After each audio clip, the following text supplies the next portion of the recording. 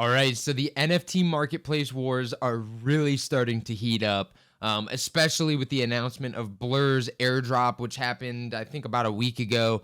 A lot of people were anticipating this airdrop, and it caused a lot of volume to get pushed through Blur, because people were trying to do some trades, and that way they were eligible for that airdrop. Now, this has prompted OpenSea to make some changes of their own because Blur sort of came out of nowhere and is trying to dethrone OpenSea and is getting pretty close to doing so. And there's a few reasons why Blur has become popular.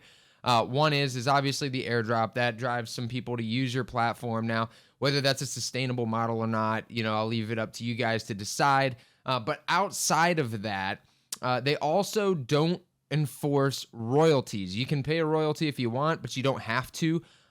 Which is a big difference from OpenSea. Now, I am sort of a proponent of royalties. I see the pros and I can also see the cons of them. So again, I'm not going to get too far down the rabbit hole of that argument on whether this is good or bad, but it is something that Blur is not enforcing. And which, in turn makes people's trades a lot cheaper, right? They don't have to pay a royalty fee. That's like 10% back in their pocket. So naturally, there's going to be people that take advantage of that. So that is another big reason why Blur has an edge over OpenSea. And they also aggregate marketplaces. So you can buy stuff through Blur that is listed on OpenSea. I'm not exactly sure how all that works, but Blur also has its own marketplace. You got to buy their tokens, I think, and then you can use those tokens to buy things. It's a little, they have like pools. It's a little unique on how it works on Blur as opposed to something like OpenSea.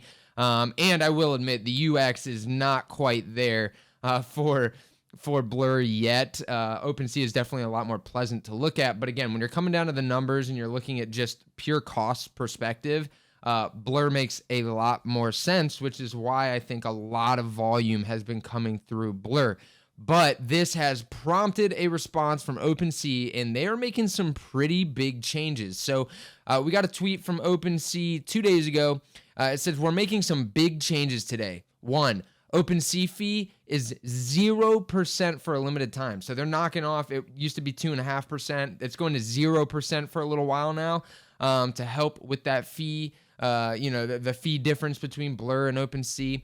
2, we're moving to optional creator earnings, 0.5% minimum for all collections without on-chain enforcement. So this is in regards to the royalties, which is a huge deal. So they're making it optional for projects that don't ask for it on-chain. Now, I'm not sure what all that entails, the on-chain enforcement. That can mean a lot of different things, but my guess is that if it's not written into the contract somewhere, or like, I'm not exactly sure like how that piece is going to be decided.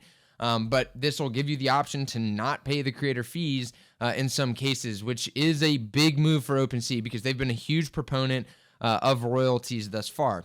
3, marketplaces with the same policies will not be blocked by the operator filter. So they're not going to block Blur from doing transactions on OpenSea.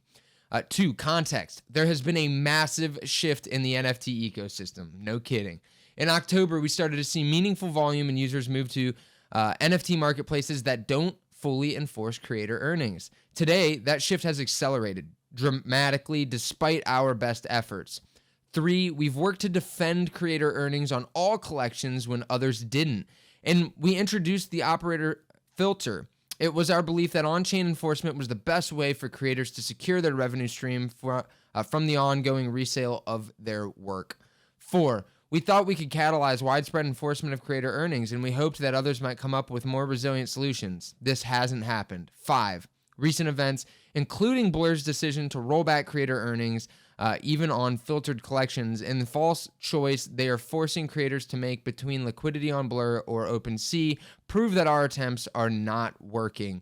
6, today, 80% of the total ecosystem volume does not pay full creator earnings, and the majority of the volume, even accounting for inorganic activity, has moved to zero fee environment. This requires a change. Now, I'm not saying that, so I'm guessing that means that OpenSea is only like 20% of the entire marketplace now in volume, if that's what they're like looking at, and that 80% is happening off of OpenSea on platforms that aren't enforcing the creator fees. I guess that's what they're saying here.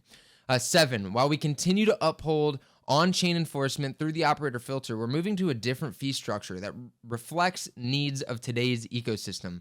8, first and foremost, we're dropping our OpenSea fee to 0% for a promotional period of time. 9, second, we're moving to a minimum 0.5% creator earnings model with the option for sellers to pay more.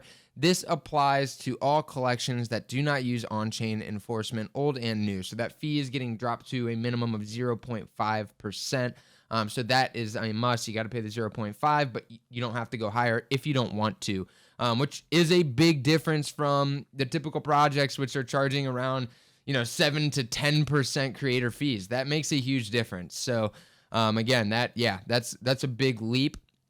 10, third, we are updating the operator filter to allow sales using NFT marketplaces with the same policies, including Blur, as they make good on their promise. Now creators won't have to make the false choice between receiving earnings on OpenSea or Blur. 11, this is the start of a new era for OpenSea. We're excited to test this model and find the right balance of incentives and motivations for all ecosystem participants, creators, collectors, and power buyers and sellers. Stay tuned for more info as we continue exploring ways to reward our most loyal users. So this, again, is a big deal. OpenSea is having to retreat back from their royalty enforcement model. And I believe that artists should get paid for their work outside of just the mint. In my opinion, this allows for them, it encourages them to drive innovation for their projects. If they're only earning money from the mint, they have little incentive to reinvest that mint money back into the project if there's no promise of future income. So I do think, until something else is discovered here, I do think that royalties are ultimately a good thing. But do I think they get out of hand? I absolutely think they get out of hand in some cases. When you're talking about projects that are charging, 15+% in royalty fees, that's outrageous. And no, you shouldn't have that much in royalties. And I like the idea of it being optional. It's almost like a tip, right? Like I got a sale, and if the sale was good, I will give you a cut of that, right, as a tip back to the team. But if the project's value is tanking through the floor, no, I'm not going to give you 10%. And so I like that, actually. I like this optional fee structure. Now, again, ultimately, the projects need money to survive, just like a business, right? That's ultimately what this is a business. They need a revenue stream in order to keep reinvesting in their community. Now, if there's a project that is not doing good by the community and they're not reinvesting in the project or taking the time, then the holders now have the option not to pay the creator fee. But when you look at it from OpenSea's perspective, getting away from the royalty aspect, they're also a business, right? And they are trying to do good by the community, but also they need to sustain their income. And for them to keep and enforce this creator fee like they've had traditionally is just cutting them out of the pie. Everybody's going to Blur.